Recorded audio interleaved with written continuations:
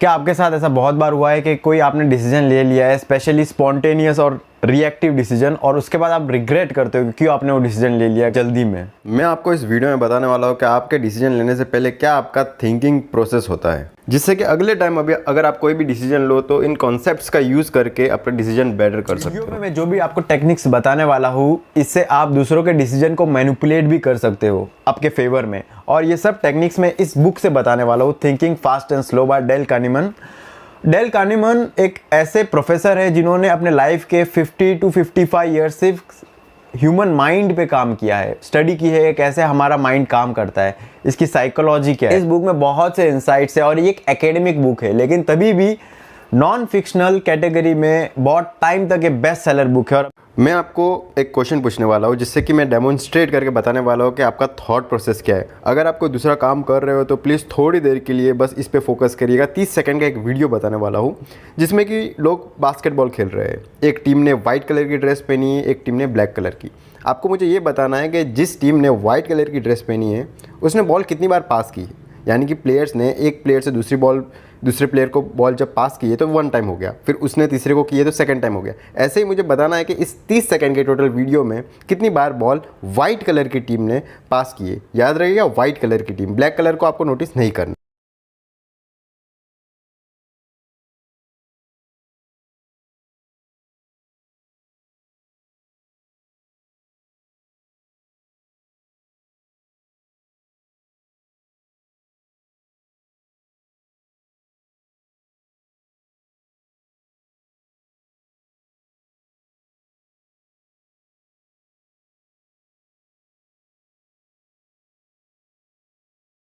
अब मैं आपको इसका आंसर बताने वाला हूँ। इसका आंसर है 16 टाइम्स। बट क्या आपने नोटिस किया कि जब आप गिन रहे थे तब एक गोरिल्ला आया था बीच में और रुका भी था और चला भी गया।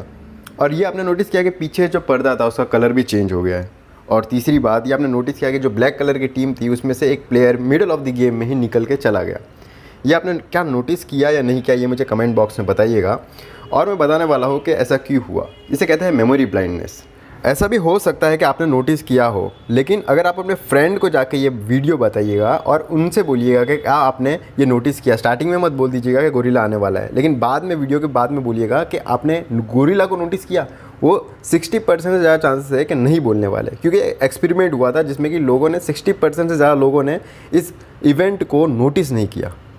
बाय द वे, इस एक्सपेरिमेंट को first time mister Christopher and Daniel Simons ने किया था और इसके ऊपर एक बुक भी लिखी जा चुकी है। इस बुक का नाम है द इनविजिबल गोरिल्ला। रॉथलेसबर्गर जो कि अमेरिका के बहुत बड़े फुटबॉलर है, जो कि पिट्सबर्ग इस टीम से खेलते हैं।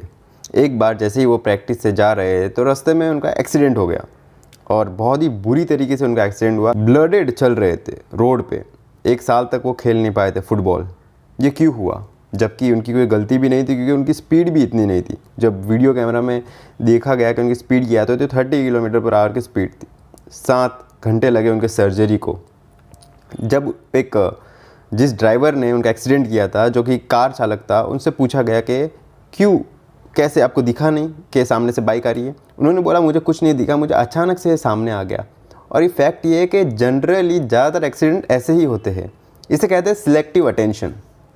एक और वीडियो क्लिप में बताने वाला हूँ जिसमें कि आपको ये नोटिस करना है कि इस वीडियो में चेंज क्या हो रहा है।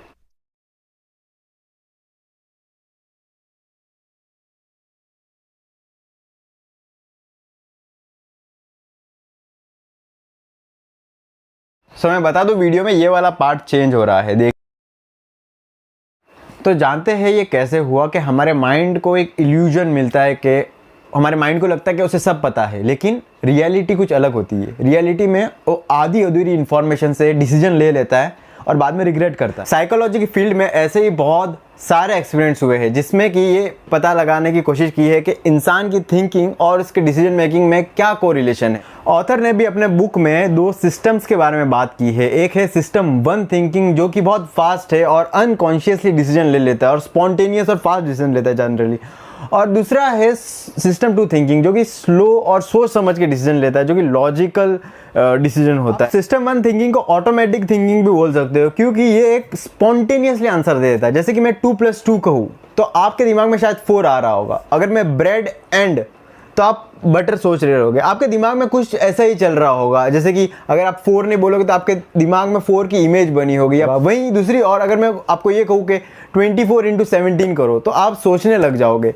यहाँ पे आता है सिस्टम टू थिंकिंग। ये जब सोच रहे हो, ये एनालाइज कर रहे हो, यानी कि आप सिस्टम 2 को इन्वॉल्व कर रहे हो। जब सिस्टम 2 इन्वॉल्व तभी होता है जब सिस्टम 1 से काम नहीं होता। जब आप सिस्टम 2 थिंकिंग को इन्वॉल्व करते हो तब आप दूसरा काम नहीं कर सकते, वो ही काम कर पाओगे।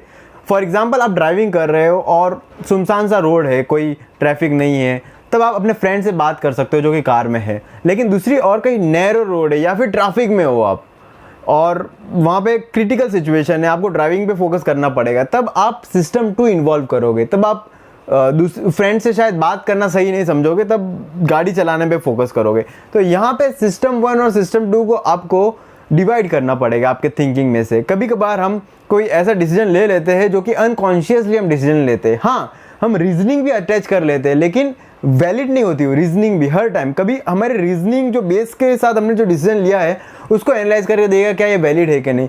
ज़्यादातर ये देखा गया है कि हमारी सिस्टम 1 थिंकिंग को बहुत मैनिपुलेट कर सकते हैं और जनरली मार्केटिंग कंपनी और एडवर्टाइजमेंट एजेंसी जो होती है वो इसी का बेनिफिट उठाती है। अगर आपने समझ लिया कि आपके सिस्टम 1 थिंकिंग को कैसे कैसे मैनिपुलेट कर सकते हो तो आप शायद अवेयरनेस ला सकते हो और आप बच सकते हो मैनिपुलेशन से। इस कॉन्सेप्ट को समझाने के लिए मैं आपके साथ एक और एग्जांपल शेयर करता हूँ। मान लीजिए एक बैट और बॉल दोनों मिला के 110 रुपीज़ के, और बैट की कीमत बॉल से 100 रुपीज़ ज़्यादा है, तो बोलिए बॉल की कीमत क्या होगी।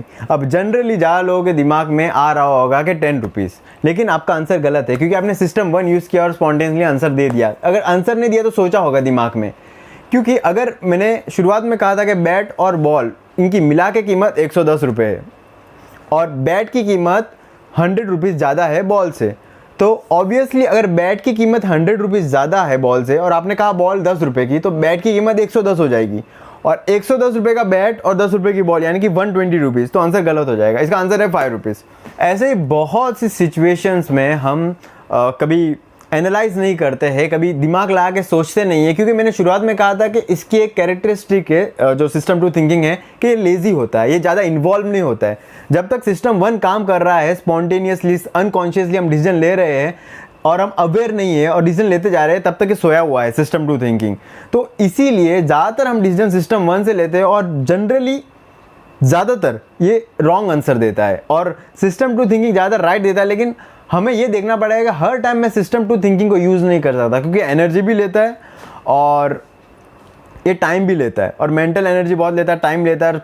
ऐसी बहुत सी सिचुएशंस है जहाँ पर आपकी सिस्टम 1 थिंकिंग को मैनिपुलेट किया जा सकता है। उसमें से ही इस वीडियो में मैं आपको ऐसे 4 सिचुएशंस बताने वाला हूँ, एक जिससे कि आपके सिस्टम 1 थिंकिंग को मैनिपुलेट किया जा सकता है। वैसे तो बहुत सारी है और शायद मैं अगला वीडियो भी बना सकता हूँ। सबसे पहला रूल, इंटुएशंस। हाँ जी हाँ, इंटुएशंस यानी कि हिंदी में जो हम ऐसा कहते हैं कि हमें लगता है, ये इसको इंटुएशन कहते हैं कि हमें ऐसा लगता है कि ये ऐसा होगा, ये इंटुएशन। इंटुएशन का डेफिनेशन है a kind of rapid thinking that we aren't even aware that we are doing most of the time. Intuition is what you are using when you make quick judgements और decisions without even thinking about it. That is intuition comprises most of the thinking in your day to day life. Intuitions ज़्यादातर time गलत होती है, आपको believe नहीं होगा लेकिन ये फैक्ट है। इंटुएशंस ज़्यादातर टाइम गलत होती है। जैसे हम बोलते हैं कि मुझे लगता है ये, कभी सोच के देखना कि आपको ऐसा क्यों लगता है, इसके पीछे आपको रीज़न दोगे, उस रीज़न को एनालाइज करना, तब आपको पता चलेगा कि आप सही हो या गलत हो। इंटुएशन सही होने के चांसेस तब बढ़ जाते हैं जब हमें प्रैक्टिस हो। मेरा एक फ्रेंड है, उसका नाम नितिन है, उसकी बातों से मैं उसके इमोशंस और वो क्या आगे बोलने वाला है ये भी पता कर सकता हूँ। क्योंकि मैंने प्रैक्टिस की है। इंटुइशन तभी राइट हो सकती है जब आपके पास बहुत सारी प्रैक्टिस की हुई हो और एक पैटर्न डेवलप हो जाता है कि इसके बाद ये हो सकता है, तभी इंटुइशन के चांसेस ज़्यादा बढ़ जाते हैं राइट होने के। तो इंटुइशन भी एक स्किल होती है जो कि तभी राइट होती है ज़्यादातर टाइम जब हमने एक पास्ट में प्रैक्टिस की होती है और वो पैटर्न डेवलप हो जाता है, तो हमें अंदाज़ा लगा सकते हो कि आगे भी ये हो सकता है। बहुत कम मतलब 0.00% में स्टॉक ट्रेडर्स हो गए जो कि एक ऐसा फॉर्मूला डेवलप कर लेते हैं जो कि स्टॉक मार्केट में चल जाता है और वो बहुत टाइम तक काम करता है, लेकिन ये बहुत रेयर है। और ज़्यादातर इंट्यूशंस, गलत इंट्यूशन के चक्कर में फंसने वाले लोग हैं एक एस्ट्रोलॉजर्स और पंडित्स, स्टॉक पिकर्स भी। ये लोग ज़्यादातर टाइम इंट्यूशन इनकी गलत होती है और सही नहीं होती, लेकिन इनको लगता ही सही है। ज़्यादातर टाइम अगर आप देखोगे तो CNBC न्यूज़ जो चैनल है उस पर जाइए और वहाँ पे स्टॉक एनालिस्ट रिकमेंडेशन देंगे कौन कौन सा स्टॉक परचेस करना चाहिए। एक वीक में आप रोज़ एक बार उस चैनल को देखिएगा और जो स्टॉक्स है उसे एनालाइज करिए क्या इनकी इंट्यूशन सही है क्या गलत। भले ही वो बहुत पढ़े लिखे हो, लेकिन इंट्यूशन गलत होती है। वॉरेन बफेट जो कि वर्ल्ड के सबसे बेस्ट इन्वेस्टर है, अगर वो ऐसा कह सकते हैं कि वो अपने इंट्यूशन पे कभी बिलीव नहीं करते, तो हम कैसे पता कर सकते हैं कि न्यूज़ में जो बोल रहा है वो सही बोल रहा है। और स्टॉक मार्केट में जनरली ऐसा भेड़ चाल की तरह ही चलते हैं। अगर कोई की थोड़ा भी एक्सपर्ट दिख जाता है और वो ऐसा लगता है कि इसने जो स्टॉक टिप दी है वो सही हो सकती है, तो हम खरीद लेते हैं क्योंकि ये उसकी इंट्यूशन थी और हमें बिलीव हो जाता है कि ये उसकी इंट्यूशन है, तो हमें भी लगता है। लेकिन ये गलत है। इंट्यूशन ज़्यादा टाइम काम नहीं करती है। ये तभी काम करती है जब आपकी स्किल परफेक्ट हो जाती है, आपने पास्ट में ऐसे पैटर्न्स देखे हुए हैं और आपको प्रैक्टिस हो जाती है, तो आप जज कर सकते हो कि वॉरेन बफेट ने एक बार बैट लगाई थी बहुत बड़े हेज फंड मैनेजर से 10 साल के लिए। करीबन ये $3 मिलियन की बैट थी, अगर मैं रॉन्ग ना हूँ, मैं लिख दूंगा राइट अमाउंट यहाँ पे। तो इस बैट में वॉरेन बफेट ने ये कहा था कि 10 साल तक आप अपने कोई भी स्टॉक जो भी आपको ट्रेडिंग करनी है, जो स्टॉक्स परचेस करने हैं करिए, लेकिन मैं सिर्फ हमारे इंडेक्स के साथ रहूँगा, जो कि अमेरिका का इंडेक्स था, जो कि टॉप 500 कंपनीज का एक मिला जुला के इंडेक्स था, यानी कि अमेरिका की ग्रोथ पे वॉरेन बफेट ने बैट की। 10 साल में वॉरेन बफेट को ना तो कोई दिमाग लगाने की ज़रूरत पड़ी, उन्होंने अपने पैसे वहीं रखे थे और वो स्टॉक मार्केट के जो जीनियसेस है उन्होंने अलग अलग स्टॉक्स परचेज किए और 10 साल में वॉरेन बफेट बैट जीत गए, वो हार गए।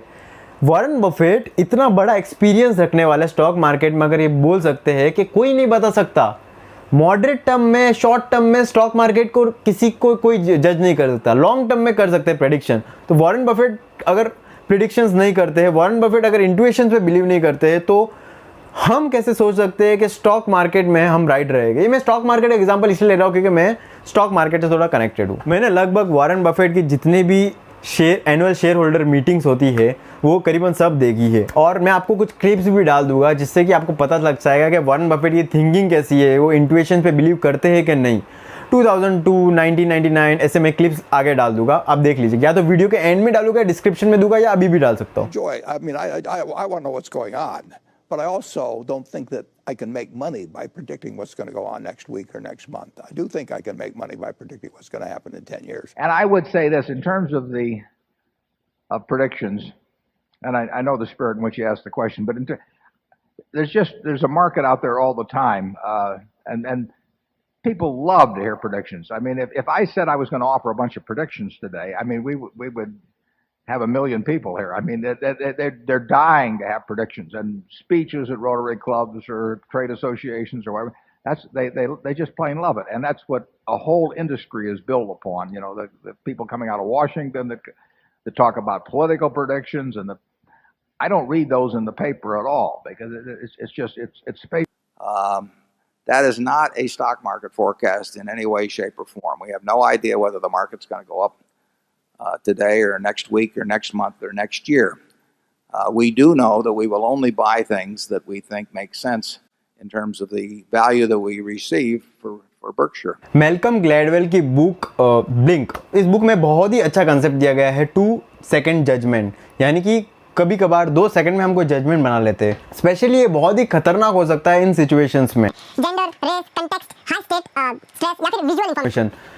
इसमें से सबसे खतरनाक मुझे लगता है कंटेक्स्ट वाला है, क्योंकि अभी मैं आपको 1-2 इमेज दिखाता हूँ, अब मुझे बताइए कि ये क्या है और ये बताइए कि ये क्या है। इन दोनों में आपको ABC 12, 13, 14, इन दोनों में आपको ये दिख रहा होगा कि B और 13 इनमें आपको फ़र्क नहीं दिखा, जब तक आपको दोनों साथ में दिखाया गया, क्योंकि कंटेक्स्ट था। ABC के कंटेक्स्ट में आपको जो दिखा वो आपने B कहा दिया, लेकिन 12, 13, 14 के कंटेक्स्ट आजू बाजू में जो था उस हिसाब से आपने 13 कह दिया। लेकिन यही मैं आपको अगर आपकी लाइफ में एनालाइज करने के लिए कहूँ, फॉर एग्ज़ाम्पल आपकी गर्लफ्रेंड के साथ झगड़ा हुआ है और आपने ये सोच के रखा है कि वो गलत है, तो आपकी कंटेक्स्ट ऐसी हो चुकी है, आपकी सिचुएशन ऐसी हो चुकी है कि आपको सिर्फ वही चीज़ दिखने वाली है जो कि जहाँ पे वो गलती कर रही है, क्योंकि आपने ऐसे सिचुएशन बना ली है और इसी से रिलेशनशिप ज़्यादा ख़राब होते हैं। ऐसे अनकॉन्शियस जजमेंट से हम अवेयर भी नहीं होते, हमें पता भी नहीं चलता हम ऐसे जजमेंट्स ले रहे हैं। कितना भी आप एनालिटिकल हो जाइए, उस टाइम नहीं समझेगा आपको। आप अगर अवेयर हो गए तो आपके लिए बहुत ही अच्छा है। Rule number 2, associative machine. हमारी जो सिस्टम 1 थिंकिंग है वो एसोसिएटिव मशीन है, क्योंकि प्राइमिंग इफेक्ट इस पे बहुत ही ज़्यादा इम्पैक्ट डालता है। प्राइमिंग का मतलब ये है कि priming is a phenomena where by exposure of one stimuli influence the response to another stimuli. इसका बहुत ही सिंपल एग्जांपल मैं देता हूँ आपको। अगर मैंने अभी येलो और फ्रूट कहा तो मैं अनुमानित तौर पे बता सकता हूँ कि आपके दिमाग में या तो बनाना या मैंगो या पाइनएप्पल, ऐसे इन तीन में से फ्रूट्स को आए रहेंगे। लेकिन ऐसा क्यों आया कि इन स्टिमुलाई के वजह से रिस्पॉन्स यही हुआ। कोई ऐसे स्टिमुलाई होते हैं जिसका रिस्पॉन्स सिमिलर ही होता है और यही मार्केटिंग एजेंसी यूज़ करती है। फॉर एग्जांपल, आपके दिमाग में टेलीविज़न क्यों नहीं आया, मैंने येलो फ्रूट कहा तो। मुंबई में हमारे यहाँ एक शॉप है, चाइनीज़ शॉप, जिसमें चाइनीज़ मंचूरियन बहुत ही अच्छा बनता है। तो अभी मैं आपसे एक क्वेश्चन पूछने वाला हूँ। मैं आपको आपको फिल इन द ब्लैंक्स करना है। ये S-P, इसका फिल इन द ब्लैंक्स करिए, इसका क्या हो सकता है। तो बहुत से जनों के दिमाग में आ रहा है कि ये सूप हो सकता है, SOUP। आपको पता है, जब से मैं हॉस्टल में था तब से मैं अपने कपड़े खुद धोता हूँ और आज तक मैंने वॉशिंग मशीन यूज़ नहीं की। बल्कि मेरे घर में सब करते हैं लेकिन मैंने वॉशिंग मशीन यूज़ नहीं की। मेरे हाथ से कपड़े रोज़ धोता हूँ। बट मैं आपको एक क्वेश्चन पूछता हूँ, इस फिल इन द ब्लैंक्स का आंसर दीजिए। S-P। अब ज़्यादातर लोगों के दिमाग में इसका आंसर सोप आया रहेगा, SOAP। तो इसके पहले मैंने कंटेक्स्ट चेंज किया। यहाँ पर मैंने एक बहुत ही अच्छा प्राइमिंग का एग्जाम्पल दिया है आपको।